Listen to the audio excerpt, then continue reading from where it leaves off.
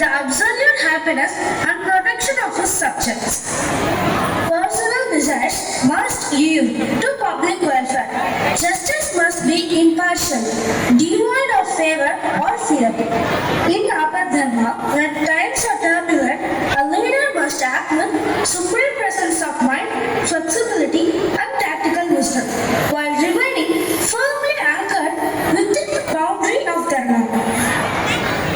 இவை போன்று ஒரு சிறந்த ஆட்சிக்கு தேவைப்படக்கூடிய அனைத்து தர்மங்களையும் பாண்டவர்களுக்கு பீஷ்மர் சில தினங்கள் போதித்தார்.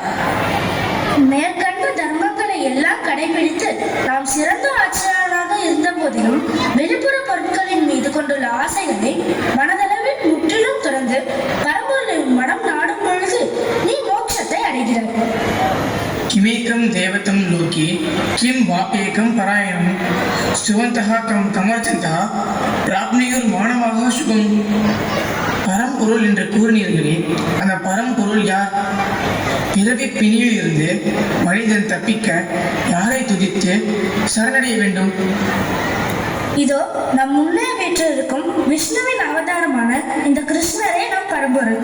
பரம்பொருளான கண்ணனை சரணடைந்து அவரது நாமங்கள் சொல்வது மட்டுமே நாம் பிறவி பிணியிலிருந்து நீங்குவதற்கான முறையாகும். Bhishma starts chanting the sacred verse starting with Vishwam Vishnu and recites 1008 names of Lord Narayana. Vanamali கதி சாரங்கி சங்கி சக்ரி சரந்தகி ஸ்ரீமன் நாராயணோ விஷ்ணு வாசுதேவா அபிரக்ஷது.